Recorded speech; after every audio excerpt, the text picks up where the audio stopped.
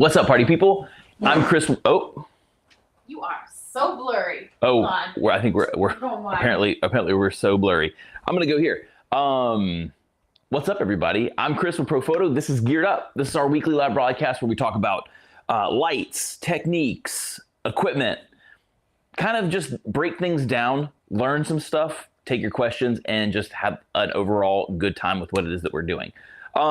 Last week, we introduced the all-new ProPhoto softboxes. So they are our quick folding and opening softboxes that, heat resistant, really lightweight. Kate's here. Really lightweight, and overall just a much simpler design of softbox that's still super robust. And we kind of went through the ins and outs of them, what makes them robust, what makes them unique, how to set them up and break them down. We talked about things like the reinforced edges, the metal rods on the inside, stuff that makes the lights robust, heat-resistant interiors, so you can use them on Pro heads all the way down to A2s with a click adapter. But it mounts to our traditional 100mm mount. Today, I've got it on a B10, but another thing that we talked about was how we're trying to make them more unique in the different ways that you can use them, and mostly talking about front diffusers and all the options that we have now, and hopefully that we're planning on having in the future. And a lot of people were asking, what do I think or could I show them what the strip mask looks like in a portrait setting? And I said we would save that for this week. It's this week, and now we're going to do that. So essentially what we're going to do is we have Kate here, as usual, per usual, and she's going to come out here in just a second, and we're going to set this up in more of a butterfly style light. That way the catch lights are pretty predominant. We can look into the eyes and see what that looks like. And then we'll see kind of how it affects the background, if it does at all, and how the coverage on Kate changes from a traditional diffuser, like what you have here, a one-stop diffuser, or if you're using a mask, right? So the mask here is going to, just so you can see the back of it, it is silver. So what that's going to do is, as the light hits the silver, it will bounce back into the softbox, bounce around, and you're not losing a bunch of light to, shooting into a black fabric. But we're going to compare the look of the light coming out of the strip mask. You would kind of look at this and go, oh, this may have a little bit of a feel of a beauty dish. The big difference between something like this and a beauty dish is going to be the size of the deflector on a beauty dish in comparison to the rest of the modifier, whereas this is pretty large. It leaves a relatively small opening for light to actually pass through. So we're going to compare the actual look of the light. We're going to compare how the light is absorbed, so what the power differences between using a regular diffusion mask versus a regular diffuser versus a diffuser with a mask on it. So should be really, really fun stuff. That being said, I'm going to move the lights now into position. We're going to talk about how we're setting this stuff up, and if you have any questions while I'm moving this stuff around, let me know. Gear-wise, we're keeping it pretty simple today. We have the 3-foot Octa Silver, so the new softbox Octa Silver. We have it on a B10. I have it on a grip arm, so I can boom it out a little bit, because again, we're shooting a butterfly style light. So essentially what that just means is going to come directly from overhead. So my camera is going to be kind of right underneath it, and it's going to come from right underhead. Really beautiful shadows, does a really great job defining cheekbones and stuff like that. It's a light setup that I like a lot. And so a grip arm or a small boom really, really helps get the light stand out of the way of the camera. So we have a question yes. here. These add-ons also work with existing OCF 236 and so someone's and I always repeat this now, and I forget that people can hear you. So the like the OCF 3-foot Octa, the diffuser is not removable. So I can't tell you that it does or does not work. It's we make this mask for this new softbox 3-foot.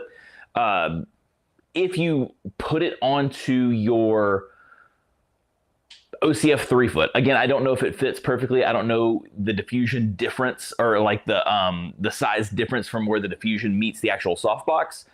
But you can't remove the front diffuser. So what's going to happen is you're going to lose more light because you're putting yet another piece of fabric in front of it. So there's just something to keep in mind. Again, B10, this is just a regular 250 watt B10 X through the softbox. And we just have it set up with a normal diffuser for this first setup. And we're going to bring Kate in and we're going to photograph. Cool. Hello, everybody. Welcome in. Cool. Just boom it up a little bit. And then again, we'll swap this out and we'll compare what it looks like with the mask. You ready to rock and roll, Kate? Cool. Sweet. So let's get the camera in here. So again, B10 on the flash, 3-foot octa. Camera settings are f8, ISO 100.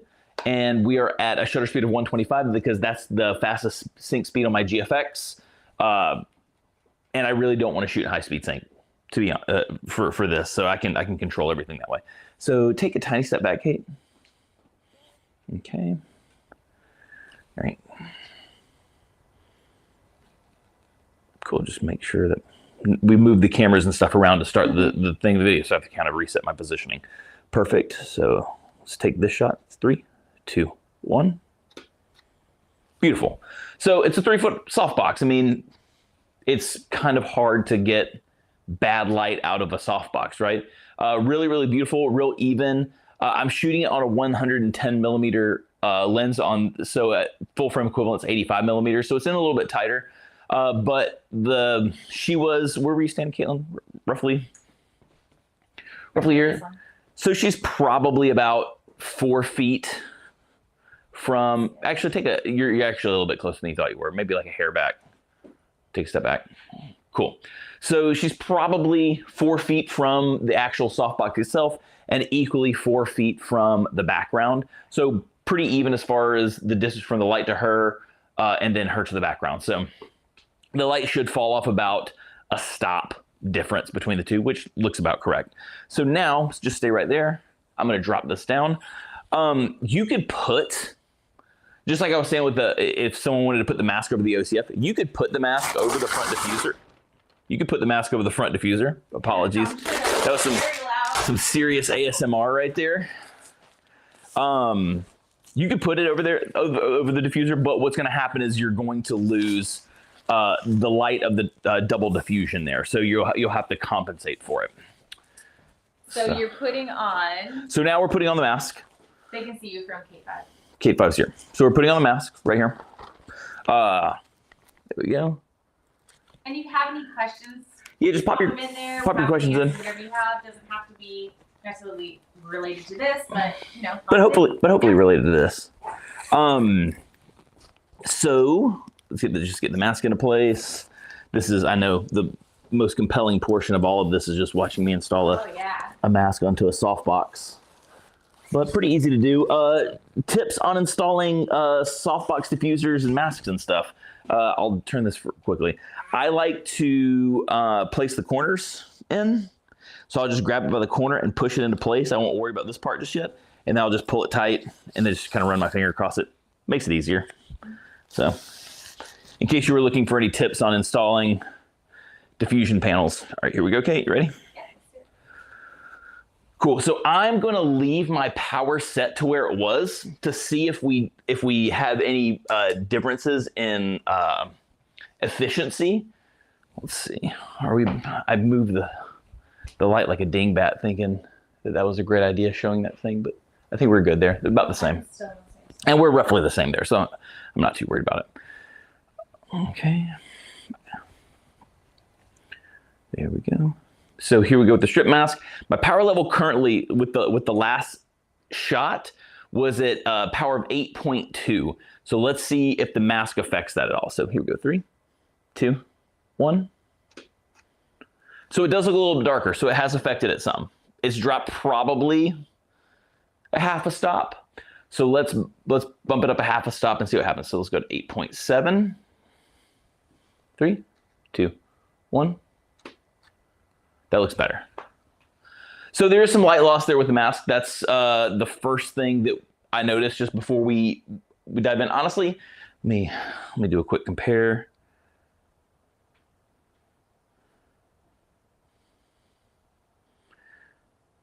We might still be A little under. Here, I'm just gonna bump it one more time. I know if John's in here looking at this right now, he's gonna be like, Chris, just use your meter. I would, but I'm being stubborn right now. So I apologize, John. I know you're disappointed in me as a human being, but I still love you. So that's good. Here we go. Don't move what you're doing. I'm just gonna knock a little bit of hair out of your eye so we can get the catch light. Appreciate it. Thank you. Perfect. Here we go. 3, 2, 1. Okay, so about a half a stop to 3/4 of a stop light difference. That seems a little more equaled out. Thanks, Kate. We're gonna pull these up and compare them now. So somewhere between a half stop and 3/4 of a stop light loss just with the mask. And now let's compare and see if the look is drastically different once we actually kind of start diving into the portrait itself. Cool. Grab the laptop. Really long tether cables are incredibly convenient when it comes to not pulling your laptop or anything like that. They're incredibly inconvenient when you need to move your laptop. So retractable tether cable would be what I'm looking for. All right, cool. So let's go here and actually here, let's just start here so you can kind of see what we were talking about side by side with the light loss. Crop changed a little bit. I might have moved a little, Kate might have moved a little bit, but not that big of a deal. So you can see just from shot to shot, this was our shot with the diffuser. Here's when we first put on the mask. You can tell just right off the jump that there's a light loss.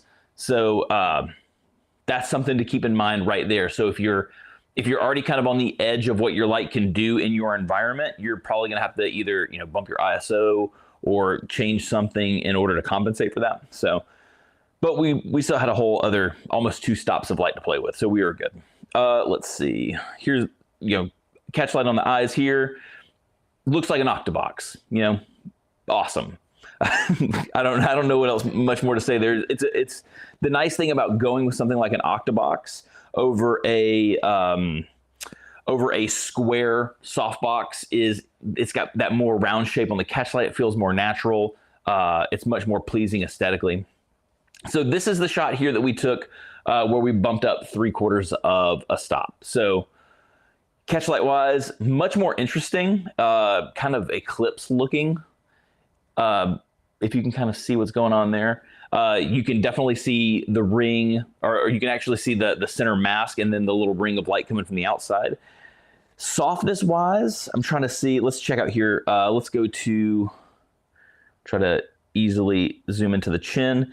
The light is definitely harder. So if you look here, the line of demarcation is much smoother from the actual shadow into the highlight. Whereas if you look right here, we have a defined shadow line. So it does have a nice feathered edge. The light is relatively still soft in that the edge feathers out nicely, and the light's coming from a big space. So it's still size-wise soft, but the thinness of the line is giving us more definition here, especially in the shadow under the chin. And again, this is why I wanted to do this with a butterfly light coming directly from below so we could actually get more shadows and see.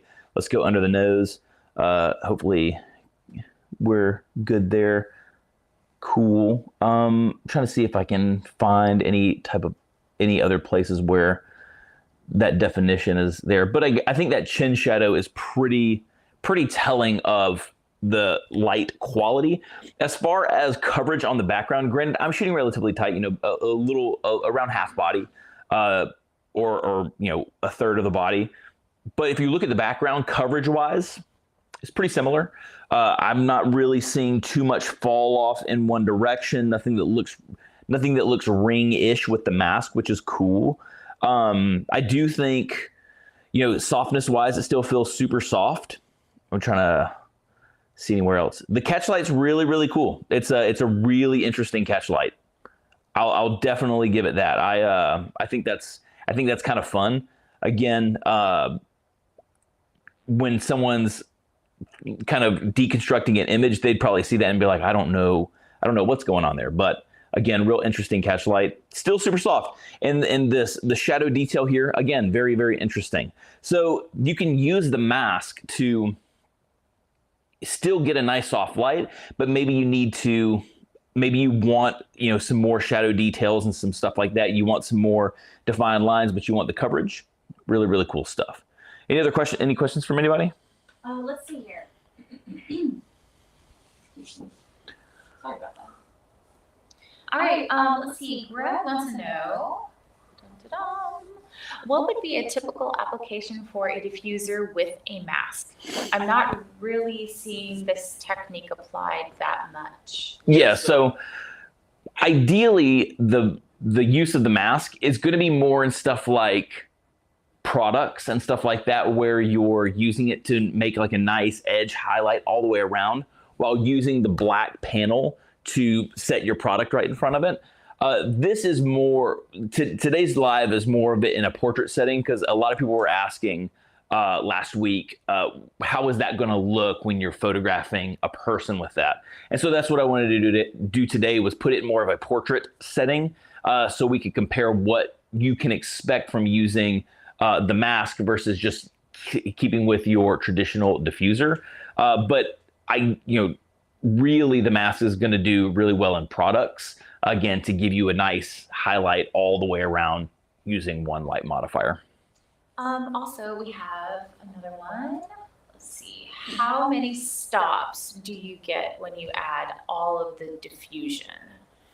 Like how much light loss? Yeah, exactly. Are you getting? Well, so it should still be, so right out of the box, it's -1 stop with the double diffusion. That's kind of standard with what we've done. We've made kits for them, so if you find yourself in a situation where you need another half a stop of light, we have a kit that will that brings the diffusion loss down to only a half a stop. And then if you need to, if you have too much power coming out of your light and you need to bring that output down some more, we have a diffusion kit that actually takes away another half stop. So out of the box, you're losing 1 stop of light with the diffusion. You have the option of purchasing a half stop loss or a 1.5 stop loss. So you have those, and then it should be, the big difference between the diffuser and the mask is the fact that you have this big dark spot blocking a lot of the light. It's got to bounce around and make it to your subject. And again, there we lost about a half to 3/4 of a stop between a normal 1-stop diffusion and the mask. So the mask is probably 1.5 stops, a little bit more diffusion loss. Hopefully that answered your question. Yeah. Cool. Anything else? Not yet. If you have anything else, please pop it in. Yeah. Again, this was just meant to show the differences in the 2 diffusion options, or at least the 2 starkly different diffusion options with the new softboxes. So again, the shot on the left that we have right there, it is a traditional diffuser. So again, real soft, real smooth shadows, the feathering really, really nice. And then the interesting thing about the photo on the right is we're still getting nice large coverage. So the feeling of the light size is nice and soft, but because of the actual thickness of the edge of the, one thing I was actually thinking about now too, now that I'm thinking about this, and I need to experiment with it some more and just kind of play with it, but I almost wonder how much of the shadow, trying to get in here so I can see. So how much shadow is actually going to, because if you look here, now that I'm thinking about this, let's go here to this hand. So if you look here, there's not really a shadow coming along. I really like the way I said shadow there, but there's not really much happening with the hand because the light's so big and soft. But here, with the light kind of coming from a couple of different directions now at this point, because if you think about it with the strip mask, let's turn this thing around. Let's start getting a little into the details. Since you're Playing with that, also, someone was asking if you could show the mask behind to create a backlight. Sure, we could put Kate's noggin into the into the thing. But essentially what's happening now, if you think about this, yes, this light source is still kind of big, but it's kind of almost like a whole lot of light sources now. So there's light coming from this direction and there's light coming from this direction. Whereas when you're using a regular softbox, those lights are coming from that direction, but it has the rest of this diffusion to kind of blend it, and you never really see that stuff. But now because we have this is the cool thing with strip boxes is, so if you think about it, like you still have a lot of surface area, but the source is still relatively thin around that surface area. So it's going to add, you've now made your light source smaller in relationship. So you're going to start getting some more defined lines. It's going to become a harder light source. Now it's coming from a lot of directions. So what I feel like I'm seeing, and I could be mistaken, but I feel like I actually have a defined shadow here. Oh yeah, she's got to go back to the computer. I feel like right here on the hand, I have a defined shadow from the light coming from this direction back to the hand. So it looks like this is going to create multiple shadows in a portrait. Granted, I don't know that someone's going to be paying that level of detail to it, but if that's something that you want, if you want it to look like the light's coming from a couple of different directions, but relatively the same direction, that is interesting. So like if I zoom back out here, kind of roughly the same, you can see that this just feels soft and smooth. There's nothing there, but here there seems to be a bit of a defined line right there along the neckline. So you have this defined line where the chin is, and then you have this kind of line right here where the hand is. So something interesting to think about. Now, let's put Caitlin's noggin in front of this thing and see what we're looking like highlight-wise.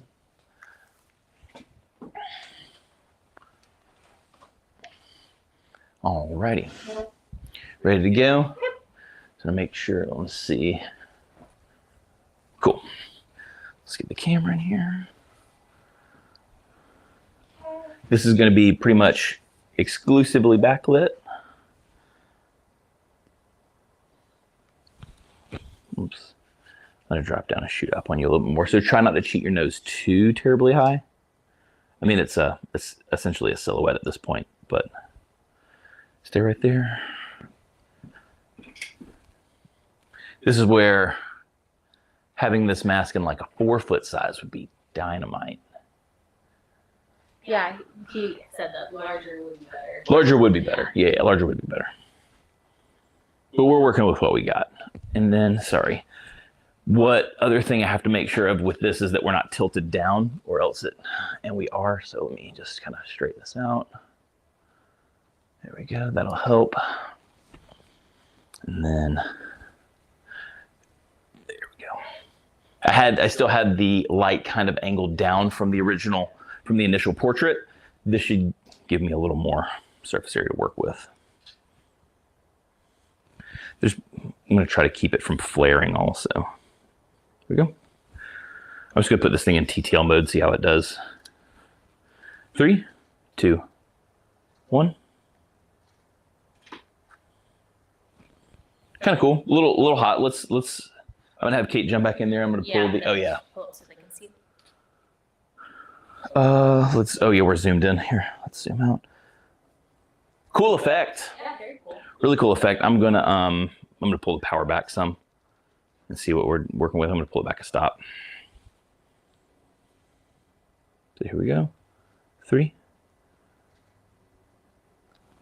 2, 1.